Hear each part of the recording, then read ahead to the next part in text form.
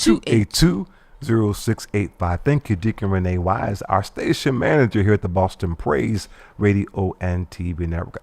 Again, kingdom greetings and God's richest blessings be multiplied to you and yours. You are tuned into part 2 of Healing Our Land's broadcast, continuing our interview with my friend, my brother, the theologian, and one of his hats, in the person of Ed Gaskins.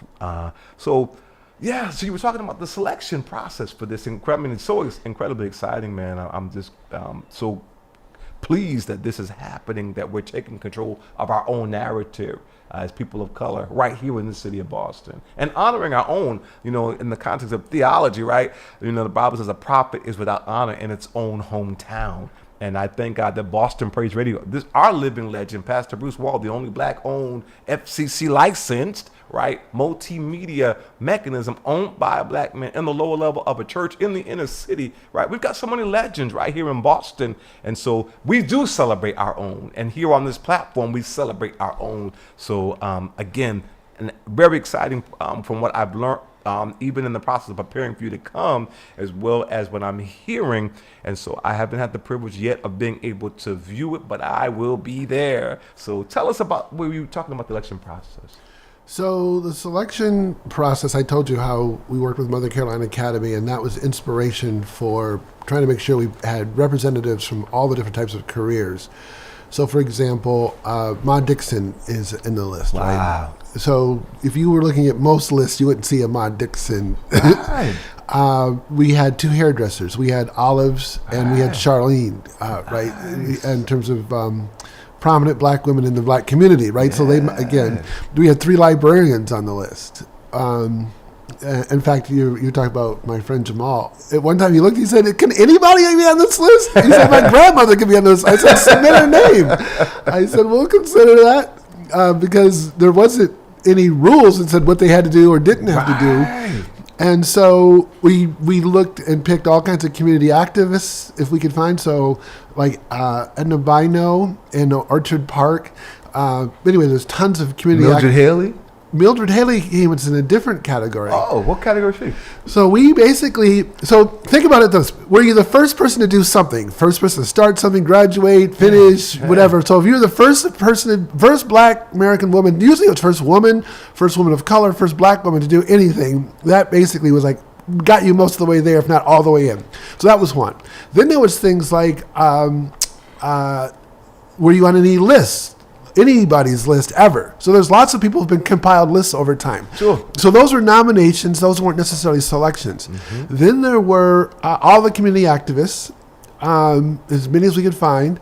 And then there were people who had things named after them. Mm-hmm. So there, of course, the reason why I said that is because you have like the Mildred Haley Apartments. Mm-hmm. And there's like the Anna Cole Center over there.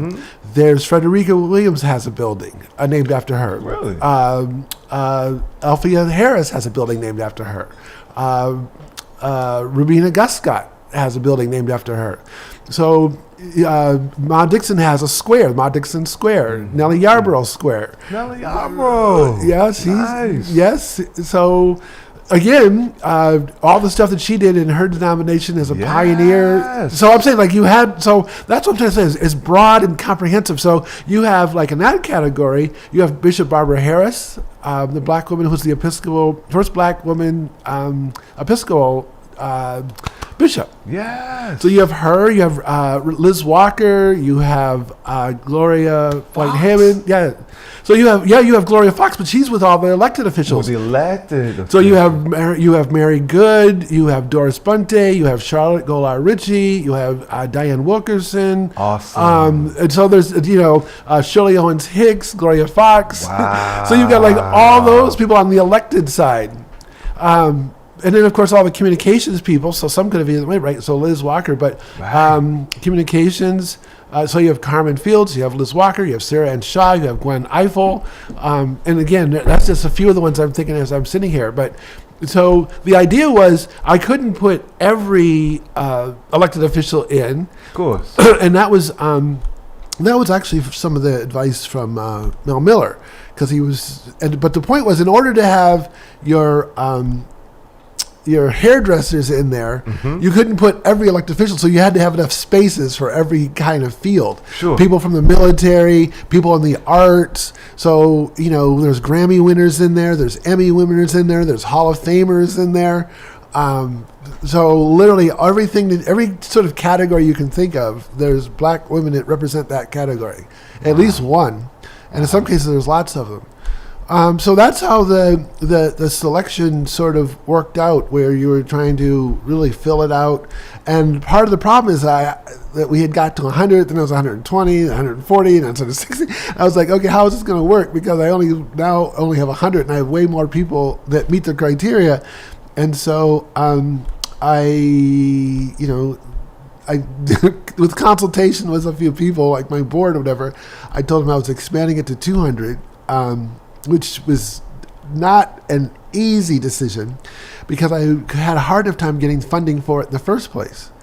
So if you can imagine, I know you can't imagine this, but just pretend that you're going to one of the big foundations in Boston and you're saying, okay, what I want to do is I want to put pictures of 100 black women on light poles in Grove Hall or on Blue Hill Avenue.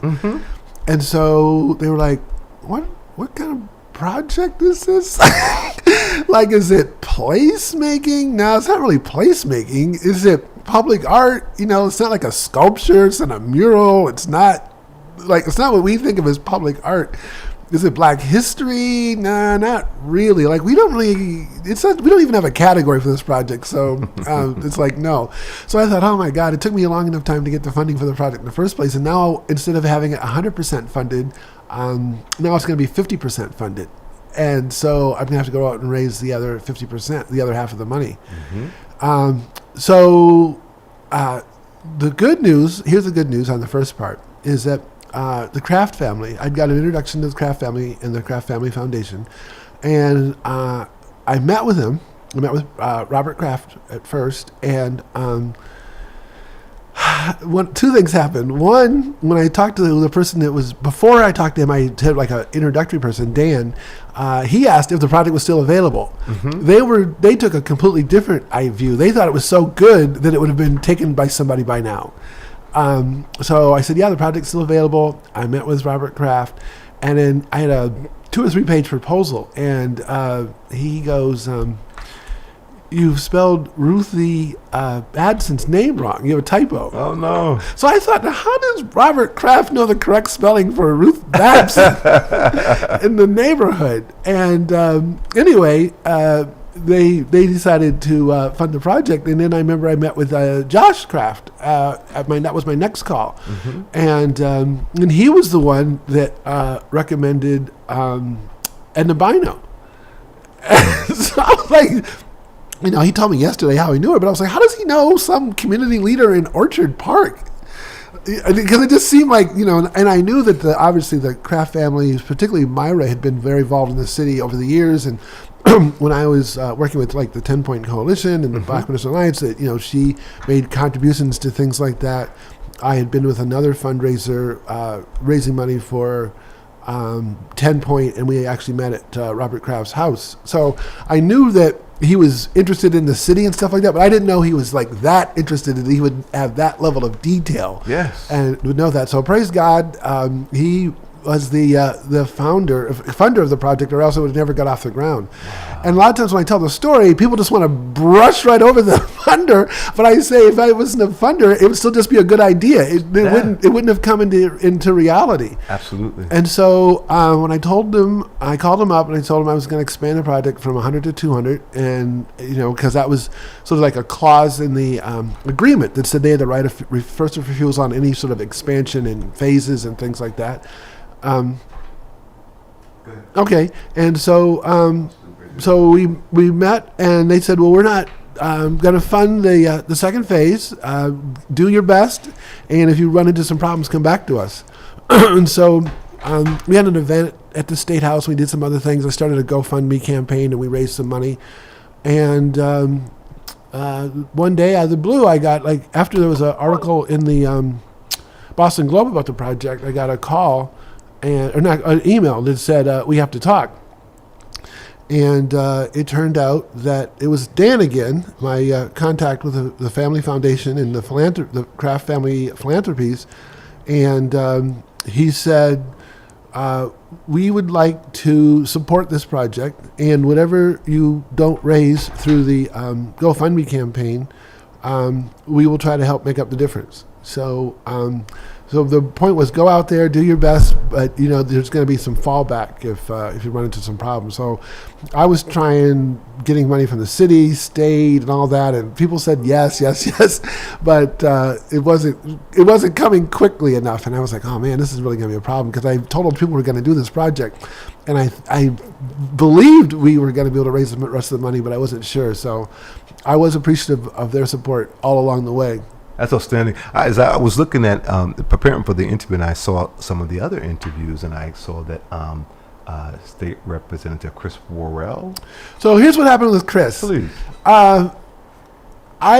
This was back in April, and I had actually may have been before April, but it was in the spring. And I had all the artwork done, right? So all the artwork of all the 212 women were done. And so the next step was to make the banners. Even though now I had to raise money to do thing, as I just told you. However, I said, geez, if I just do like a ribbon cutting or something, and I put these banners up in the mayor and like 10 people show up, I said, that just doesn't feel like it's going to do it justice for a project of this magnitude. So I talked to the mayor about getting some money, and Mayor Wu, and she said that she'd be willing to help, but I couldn't figure out where I would get the money or how I'd even have the resources to do like a breakfast, lunch, dinner, this, that, and the other thing. And, rent, even if they gave me the space for free, I would never be able to afford the food. It wasn't in the budget. And I just expanded the budget from 100 to 200, so I couldn't go back and ask now for money for a luncheon or a dinner or something. So I said, I'm not really sure I'm pulling this off. So I actually went to Governor Healy, and I thought she'd be supportive. And I talked to, so here's what happened. This is just a characteristic of me. I was trying to do the email thing, call in. I wasn't getting anywhere. I said, well, I'll just have to go there in person. So I just went there unannounced to the doorstep and said, okay, I'm here to talk to the governor. And she forged your audience. So what happened is I talked to, I did see this being a station of faith. A person who I knew, but I didn't know that I knew worked there, was for all purposes, the gatekeeper. How about that? Come on. And so I told him I was there, what I wanted to do, and he said, oh, no problem. I'll make sure you get connected to the right people, blah, blah, blah, blah, blah. So all that went through.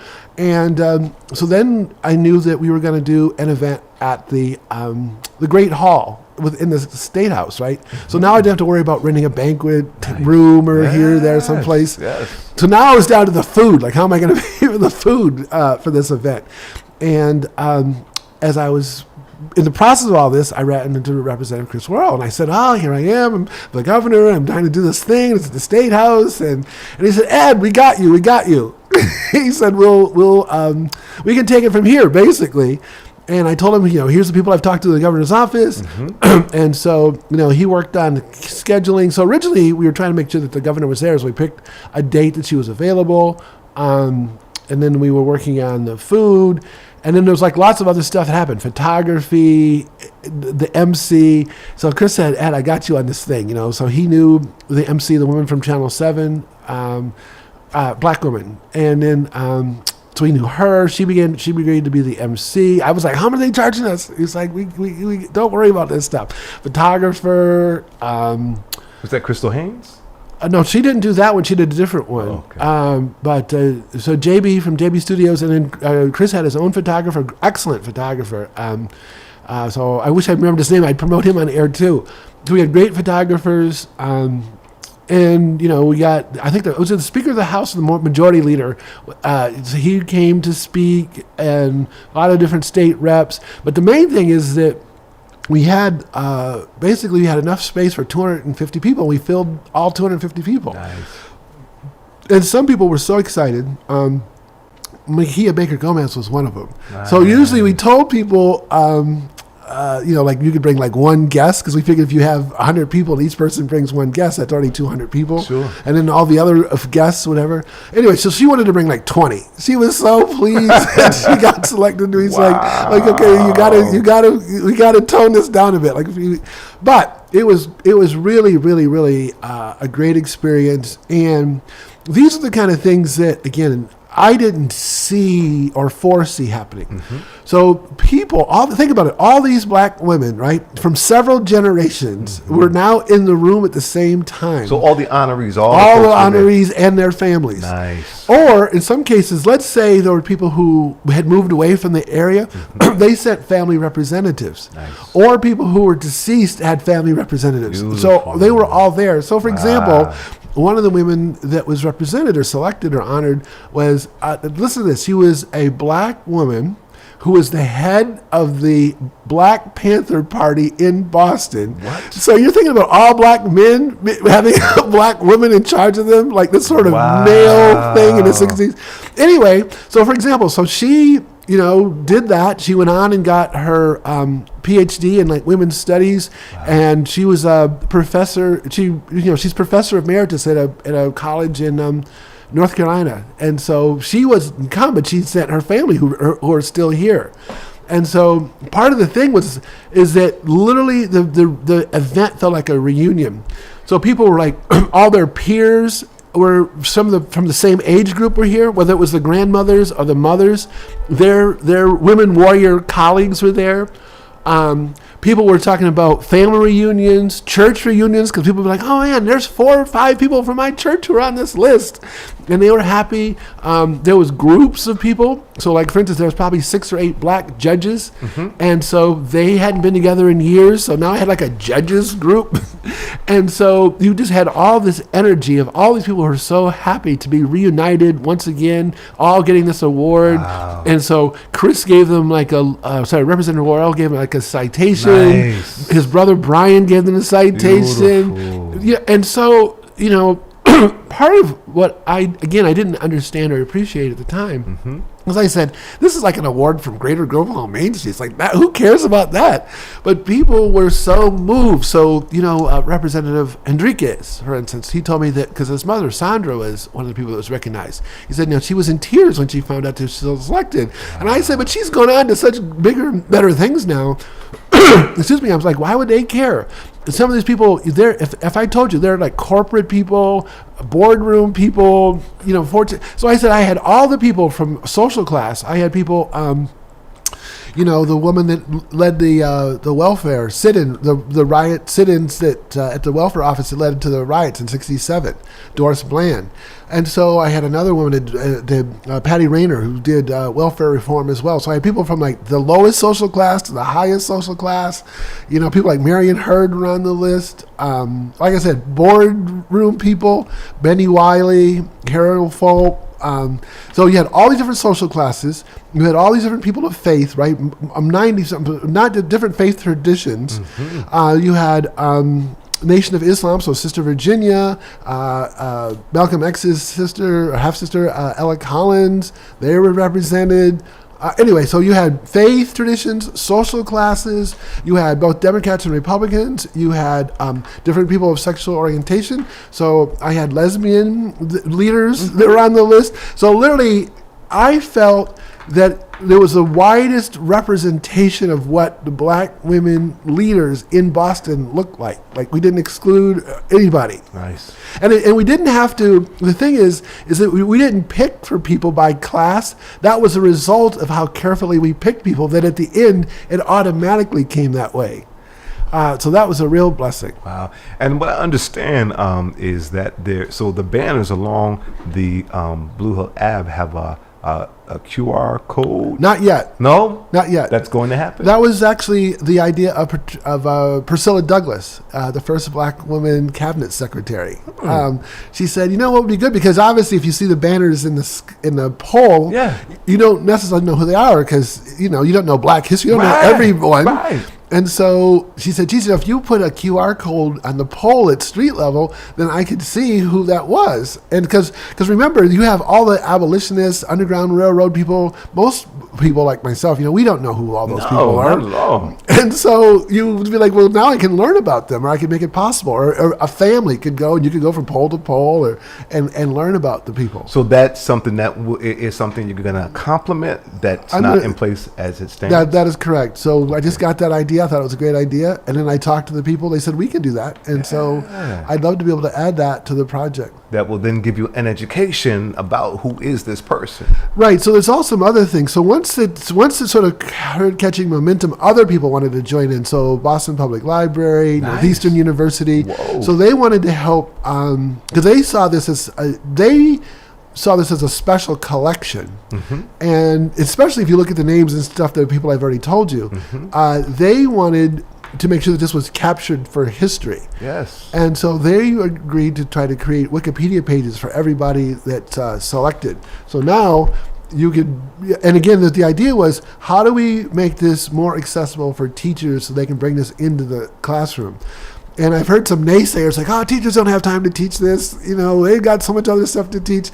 And so that sort of went back to me, one of my motivations for the project, because people always say, the young people today, they don't have any role models. They don't have any. And I was like, geez, I think we have them. I think we just don't learn about them. We're not learning about them. And, earlier you talked about recapturing our narrative. Yes. And so I said, our narrative isn't teachers, doctors, lawyers. No, it's not. I'm not going all the way back to Nubia. I'm just talking about in Boston 40 years ago. Right. Just look at all the people and what they've done. Right. So whatever, like I said, whatever the thing is. So I said, I felt that, both black and white media, if not accurately portrayed the cumulative impact of black women, and I think that there's lots of things that come from that once you understand that. So collective advocacy, right, in terms of what is a community that we've done. And, whatever difficulties you have, look at the people and what they've overcome before you. When I was reading certain stories about certain people, so for example, I read about a woman who was a dentist, and she graduated from the same dental school that her colleagues did at Tufts Dental School. But when she got out, she could only get a job as a hygienist working for her classmates and stuff, because she was this black woman. And so what was interesting in her case is there was an opening at the dental practice where she worked at. And so they posted a position that they were looking for a new dentist, right? A new dentist. And in the posting, they said at the end of it, male only. So that she would know, don't even think about applying to be a dentist here. Wow. So what she did is she saved enough money to buy all of her instruments and stuff like that, and then she started to practice out of her home. And so she built a practice that way. And but just the idea is that all the challenges and stuff that she overcame, none of those stopped her from eventually becoming a dentist. There's a story of a woman in there. I like this one because it's so deep in so many different ways. But this woman bought a ticket to the opera, and she bought. This is in Boston, so she bought a ticket to the opera, and she bought it by mail. So when she showed up, they wouldn't seat her in the orchestra section where her ticket was. They wanted to sit her in the balcony in the black section. So she refused because she said, that's not the ticket that I bought. And obviously, because she bought the ticket by mail, nobody knew that she was black. So anyway, they ended up throwing her out, and roughly, as the way the story talks about. So then she sues them, and she wins. But so that's your sort of classic civil rights kind of thing, right? But what's interesting about her is that the reason why she was going to the opera is because she learned to appreciate opera in Italy. And the reason why she was in Italy is because she couldn't get into medical school in the United States, so she went to medical school in Italy. So think about it, you learn another language, you become a doctor in Italy, and then you come back here to practice, and therefore, because of your time in Italy, you have an affinity for the opera, you buy a ticket to go to the opera, obviously you have the money for it, and you appreciate it, and then you're not let into your seat because you're black. Wow. Here in Boston. This is here in Boston. Mm-hmm. But I'm just saying, it's like the stories that you read are, you're like, well, wait a second. It's hard enough for people to pass a medical exam in English. Like, can you imagine trying to learn another language? I cannot. Or take your education in another language? So there's just, once you read that, it becomes inspiring. So you look at what other people have overcome. Mm-hmm. There was a woman, she was a hairdresser. And one of the things that's interesting about the hairdressers during this time period is that they were independent because they didn't depend on white money. So all their clientele was black, so nobody could tell them anything. So they were independent. They could riot, protest, march, whatever they wanted to do, and they didn't have to worry about getting fired. And they could also be like leaders in the community. So what do you think? What was really interesting? So here's this black woman, and she has a line of beauty products. She has a beauty school. She's a beautician herself. And when you go to vote, what they did is they used to write down what your occupation was to make sure that you didn't double vote or everything like that. So for her occupation, they wrote wife. Wow. So it's like just totally minimized, obviously, all of our consequences. So that's what I'm trying to say, going back to your point about taking control of our narrative, is that our history, forgotten, distorted. Yeah. Now we talk about, if you learn anything about black history or race and racism, that's you're too woke, and critical race theory and all that kind of stuff. And so it feels like you're trying to erase a people's history. And so once you learn the history of all these people and what they were able to accomplish through all the ages, literally through the last 300 years, it can't help but be inspiring. So, for example, something as simple as a person being a runaway slave, I've never really thought about that before. So you're a runaway slave, you make it from the South to here. Now you would think, okay, I'm a runaway slave, there's the anti-fugitive slave law, which means that if I get caught, I can get taken back down south to slavery again. Yes. So you'd think, okay, I'm just going to stay indoors, I'm not going to come outside, I'm not going to say boo, because obviously I don't want to be identified. Sure. But these were the same women that were the suffragists. These were people who were speaking and rallying people up on the evils of slavery, trying to get people like William Lloyd Garrison or whatever to counter slavery. So you're thinking, gee, that's kind of fearless. Like you have no fear of getting recaptured, or your fear isn't greater than what you believe is the greater good to basically to work towards freedom. So again, you just look at that. Again, all these generations, all these stories, decade after decade, century after century, that brings us up to where we are today. Amazing, amazing. So is this something that is going to continue, that will be maintained? How long will these banners be there? So people ask me the banner question all the time, how long they're going to be up. So traditionally, the banners were only up they came down during the winter historically. Mayor Wu's administration is a little bit different. We don't know if they will enforce that or not, or whether that regulation will still exist. So one of the things I'm doing is I'm looking to see, are there places I could actually put them indoors during the winter, or some other places. So one of my ideas, don't know if I'll be able to pull this one off, but who knows, I pulled this stuff off already. I said, wouldn't it be kind of cool if I had in the TD Garden, like from the rafters, so you have all the men, right, all the jerseys, the Celtics and the Bruins, and what if you had like all the black women banners up there, at least for a game? Anyway, so I think that would be one. And I've talked to some other places about potentially doing them. Maybe if you go to the MFA, there's like the food court. There's not enough space there for 200 of them, but what if we did some other things? So I don't know. I'm always open for ideas, but I'd love to have some other places to move them around and then put some others up next spring. So then your other question is, I personally would like to do the next 200. So I know I told you before I had 600 nominations. So since then I've gotten another I've gotten another 200 nominations that are just as good as the first 200. People say, well, that can't be. No, because they're thinking, okay, well, there can't be that many women, black women, that are that outstanding they're like, oh, if you go another 200, then you're going to, the quality will decline and blah, blah, blah. I'll say, well, let me just give you a hint of who wasn't part of the first 200. Harriet Tubman is one of the first 200. She wasn't there. I said Sojourner Truth is another one. There's statues of her in Boston. So you have like the Harriet Tubman House. So remember I told you before about things being named after you? Yes. So they have stuff named after them in Boston. They played a role here. They could be the next 200. Malcolm X's wife, the role that she played. Anyway, I can give a lot more examples, but I'm just trying to say that there's plenty. This is what I told somebody.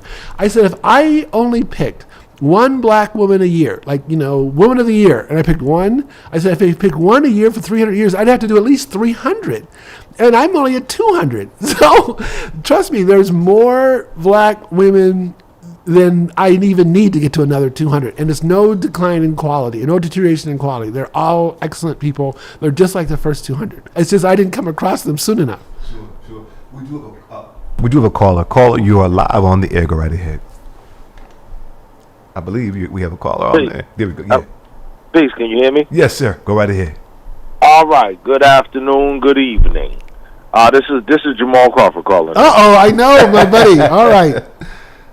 All right. So first of all, you say you're open for ideas? Yes, I got a notepad right now. Good. This is an easy one. Okay. There's Here's nothing what we're easy. going to do. Nothing's that easy. Well, this is relatively easy. Okay. Here's what we're going to do. And it's going to be a partnership between the good folks from our Frugal Bookstore, right? My guy Ken Granderson from Black Facts. I think I've told you about him before, Ed, right? Right? Okay. And what we could do is we could turn these 200 banners into flashcards. And now people could have it into their homes, schools, what have you. I will try to source it to keep the price down so it's $20 and under. But, we could have a deck of flashcards with these 200 women that people could be using as a teaching model for their children, whether it's at home, church, school, what have you, community groups, what have you. I think flashcards is the answer. All right, what's idea number 2? I will talk with you after about idea number 2 because I cannot reveal that on these airwaves at this time. Intellectual property. All right. Yes. All right. So I have to give a couple shout outs to my esteemed colleague, Mr. Crawford here. First of all, remember how I told you we used lists to put the things together? Yeah. So he had a list of black women that was a poster. Mm-hmm. That was one of the very first lists that we used.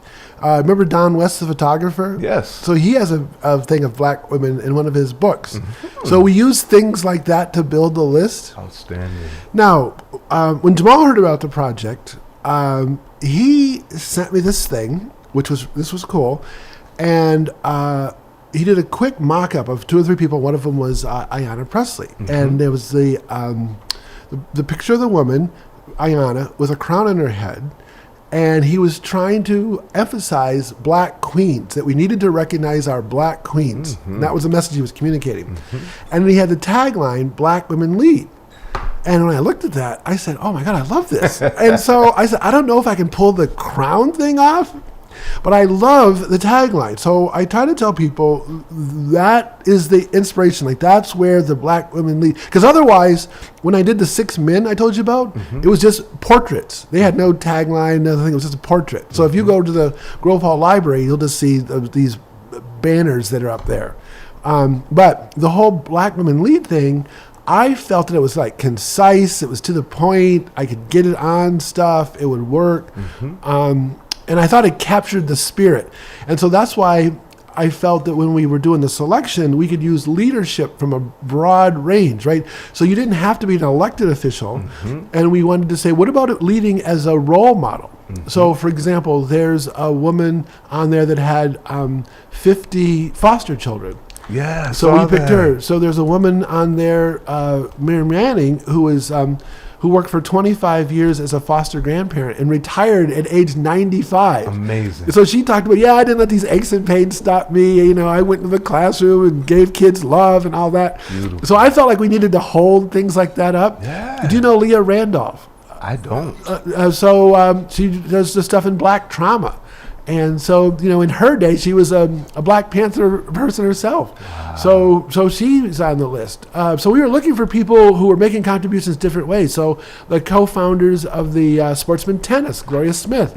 So I think about that. If you think about Blue Hill Avenue, I've got one woman who's like leading the sit-in at the welfare office. I got one woman who's teaching tennis to kids. I got a woman who's the head of the Black Panther Party. I've got a woman who's the bishop of the church, Nellie Yarborough. Yes. And so even if you go down the street today, you'll see this is, even though it's a street over, Thelma Burns, Ruth Hamilton, Elta Garrett, Ellen Jackson from the busing.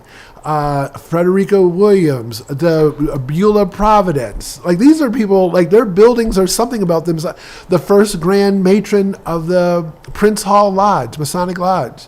Like, these are like things. These are all our community right down the street, and so they're all captured. Amazing. Now, back to the flashcard thing. So we are working on that. And so let me just explain where we are in that process. Since we already had the portraits done, then the question was, okay, let's just strip out some of the, like the border and all those kind of things. So it's just the portrait of the person and their name and their credential, MD, JD, EDD, PhD, Reverend, whatever. So their name, their picture, their portrait, their credential, their name, and then what we want to do on the flip side is is a short bio for each person. So what we have is again, because of the portraits but what we've done is we have like a 1 paragraph description of each person. Now, what we'd like to do between the 1 paragraph description and the Wikipedia page is try to expand that more. But we thought that we needed something that would just identify who is this person. So if you didn't know who, I don't know, Alfreda Harris or Ruth Rollins, you didn't know who that is, then now you would, because we'd have a little description of her. But now it may not be her complete bio and all of her awards and education and all that, but there'd be something about that. And I agree. I thought that is the kind of thing that would be helpful to be a flashcard or something like that kids could play with, the same way they play with baseball cards and football cards and things like that, except it would be Black history. Outstanding. I think it's an incredible idea. So that's one that you've heard this and you're... Well, we're working on it right now. We're we've just created all the portraits without all the other design work around it, and then we're trying to finish the 1 paragraph bios. That's taking time because the research for these people that are a little bit more obscure is hard to find. But we think that we'll have the rest of that bios done in probably 3 weeks or so, and then we'll try to see if we can't do the design. So people have suggested, do we do a book? Because if you did 1 page per person, you'd already have 200 pages for a book. And that's a possibility. Some of the families have asked for like a poster that they can potentially have of one of their loved ones and frame it. So we've made that available. There's in different sizes. Like, what size do you want? An 8.5 by 11, or do you want 3 feet by 6 feet? Nice. In fact, when we were hanging up the banners, a woman who wasn't related to anybody, she was sort of came to the window and she said, "I want one of those." She said, "I'm a Black woman. I was born right across the street. I'm from this neighborhood." And so I thought it was interesting. She didn't care which one it was. She just was identified that I'm a Black woman, and I want one of these for my living room. Wow. It's an amazing project. I'm so pleased that again that you were able to to pull this off, that you were able to even think of it, and the input. This is not just taking control of our narrative, though it is that, but the inspiration for young Black girls to be able to see, and I saw that was inspiring for them to be able to see there are people whom look like them, because we're not hearing this again. This is not the education that people are getting in school. Yeah. So that what happened, I have to say, I shouldn't say this, to this, but in the Bible, when it talks about God giving you more than you could ask or imagine, Yes, I didn't imagine, like when we did the thing at State House, how big that was going to be and how successful that was going to be. I just said I wanted to do something more than just have 8 people show up for a photo op. Yeah. I didn't realize it was going to be that big. wow. So when I was at Mother Caroline's Academy, I didn't appreciate what this was meaning. So, for example, the girls and staff said, think about what this means, that on my walk to school, I walk past all these black women every day before I go to the classroom. And so there's been other people, adults, whatever, and you remember how I told you the foundations didn't see it as public art? But the reaction to the banners has been the similar reaction you'd get for public art. So people have said, beautiful, inspiring, empowering, tears of joy. Just like one woman said, she said, I was turning onto the street and I saw a man with a camera taking a picture of something up there, which was a light. So I looked to see what it was. I saw it was a picture of these black women. And then I looked further down the street and it was just black women as far as I could see. And she said that gave me goosebumps. Wow. And she said the hairs on my neck stood up. And it was like, oh my God, like all black women. And so you think about this. You know how you talk about creating an experience for somebody? Yes. So if the banners actually start at Columbia Road and Blue Hill. So if you're driving in, minding your own business, you're driving in, and you start seeing black women, 2 of them on each light pole, both sides of the street, and you see that as you get to the Grove Hall Center, you're getting to the Grove Hall Mecca, but they keep going. And then you keep going down Blue Hill, and there's more, and you keep driving down Blue Hill, and there's like more, and you keep driving, and you get past Merengue, and there's more. And so you're talking about from Columbia Road all the way to West Cotton Street. It's literally 2 miles of black women portraits on both sides of the street. Wow. 106 light poles. So I'm just saying, like, I didn't imagine that experience, and so people just said that's overwhelming because it seems like they said, like, you get the feeling like it's never going to end. Wow. And I say, yeah, but that's the point, is that black women's contribution goes on and on and on and on and on. Yes. So one of the things I said was, you talk about Irish Boston, Italian Boston, Right. Brahmin Boston, right? Yes. The Cabots, the Cabots, the Lodges, the Lows, the Kennedys. And I said, but what about black women Boston? Absolutely. Boston would not be what it is today That's right. without the contribution of black women. So their collective impact and their cumulative impact over those 300 years. And the other thing I was just saying, one of the challenges was finding the right artist for the project. Excuse me. So we ended up doing a call for artists, and we actually got artists from around the world who wanted to do it. Wow. But we had a particular style in mind that we wanted to use or follow. And in that particular case, what the simple question was to everybody who applied is, drew something that's as close to this style as possible.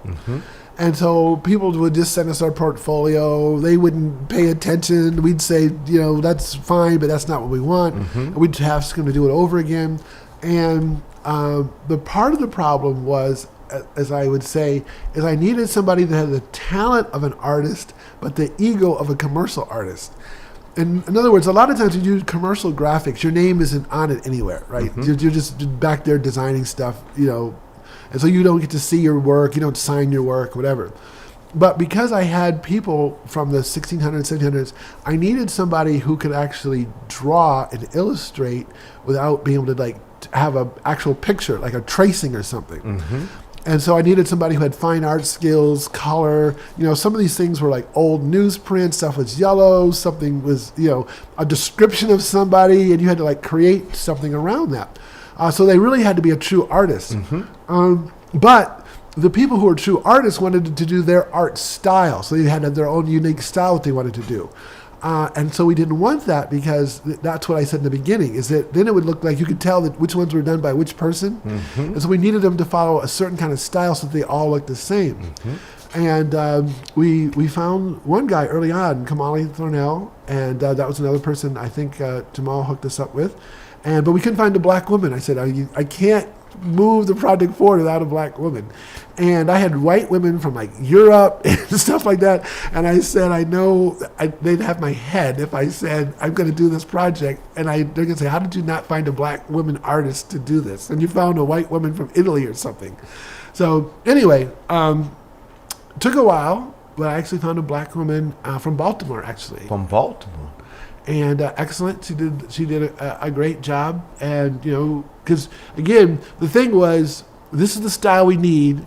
So you got to get as close to this as possible so I can have two different people creating the exact same look and feel for the whole project. Mm-hmm. But out of respect for them, what I told them is I said, I want you guys to be able to sign your artwork. So they're actually signed by the artist.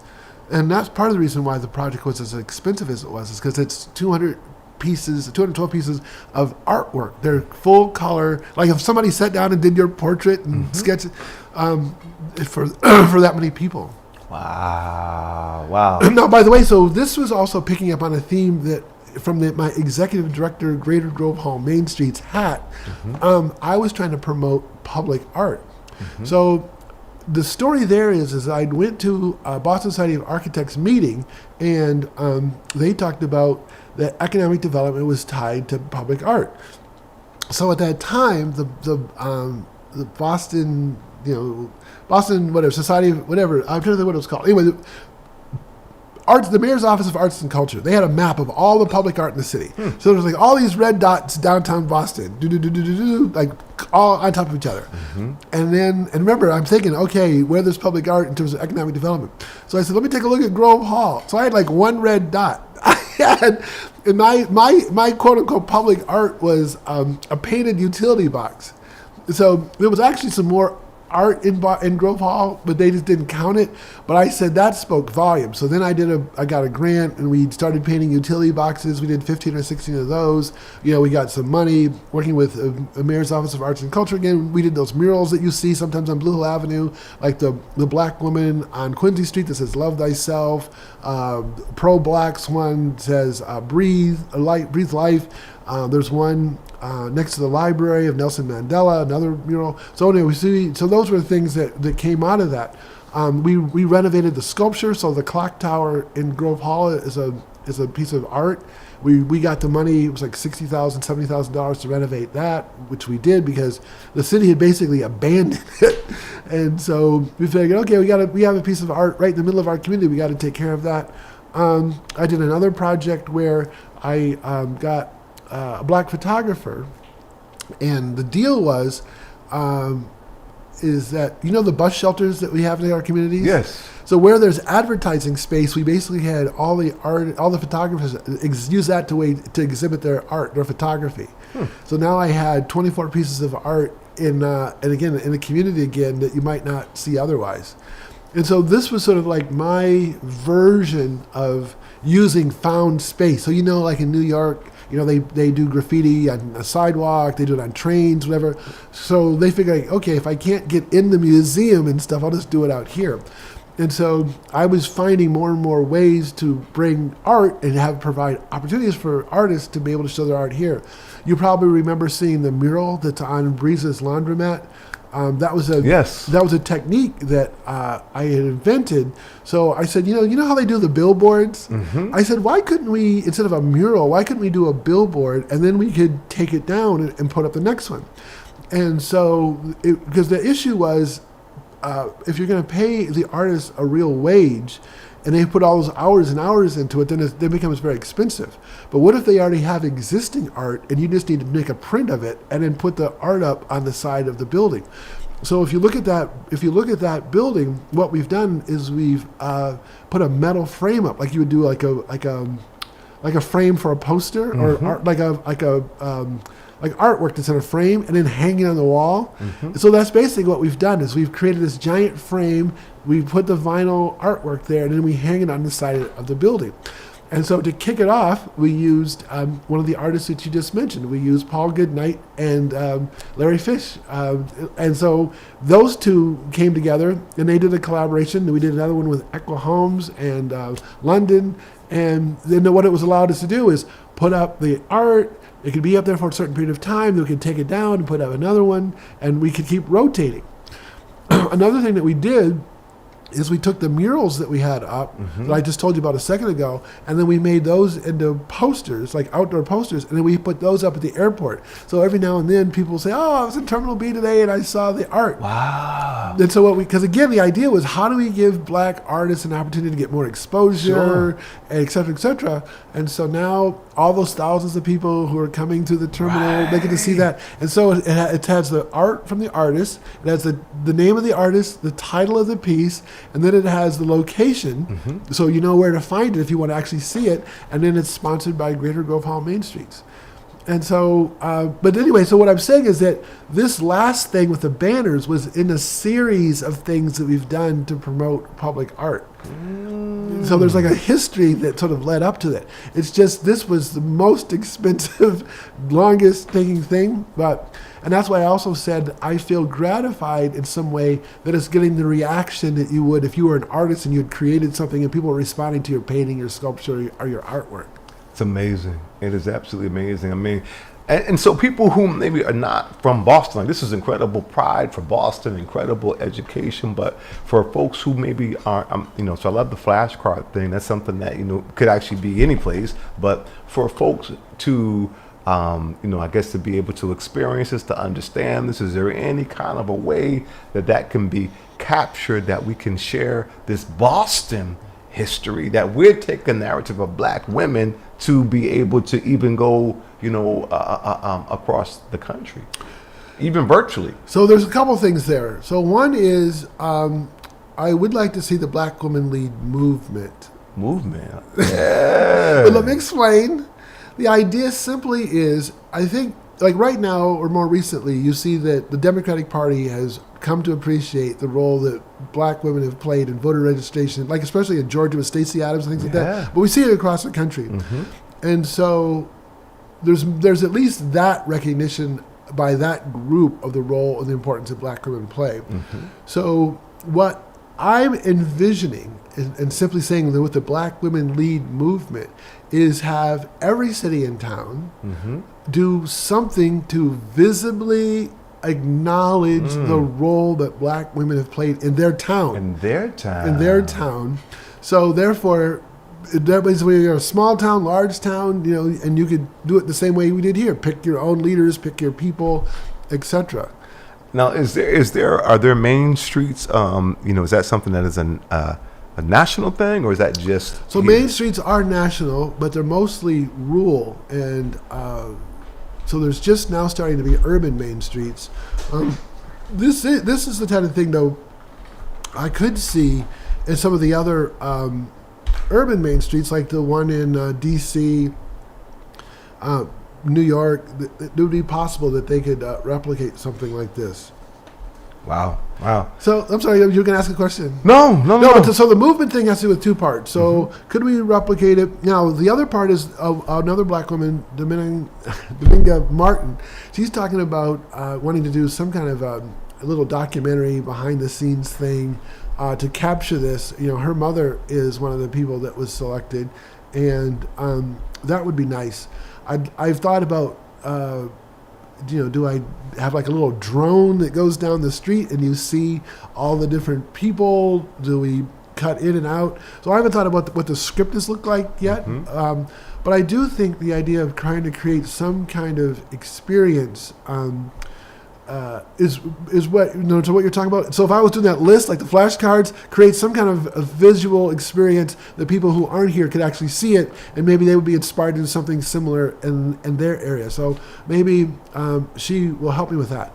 I'm also looking at it from so again, remember how I told you that the funders didn't see this as placemaking? Right. So I'm also thinking, I said, what if we do this on the travel and tourism side, because in terms of as executive director of Greater Grove Hall Main Streets, I've had many times I've got a call, even this summer when the NAACP came and say, black groups are coming, they want to see something black in Boston. Yeah. And so I'd love to be able to say, look at this, like this street. Was it here when the convention happened? It was not, and I apologize for that. In fact, Josh Kraft wanted me to try to get it up by then because his father was actually speaking at the convention, but wasn't able to pull that off. But time. there's other groups that are coming. So I'd like to work with Meet Boston to see if somehow I can get this to be like a placemaking tourist thing where people come and they see it and it becomes an experience for while they're here. Yes, we have the Freedom Trail, right? You got those things again, all that's downtown. But I love the fact that public art, and I didn't know that. Thank you for the education. That public art is tied to economics. Well, so see, I don't want to mean to get on a rant here, but I said, no, wait a second. If people in Grove Hall pay the same taxes, all those 2 and 3 family things, right? So if you're going up and down all those side streets, those are all houses. Right. I said, they're all paying property tax. And I said, so where's their art? So why don't they have the same kind of amenities as if they lived in Beacon Hill, Back Bay, South End? Yes. So it shouldn't all be downtown. That's right. So we should get more art in our community. I love it. Music, art, like that. So that's why, if you remember, one year I did a summer concert series in Grove Hall Plaza. The Grove Hall Plaza is the space between Flames Restaurant and the church that's next door. There's a little parklet there. And so I brought in entertainers for the summer to set up. And because I said, if I was at Downtown Crossing, Milk Street, whatever, they have all those little,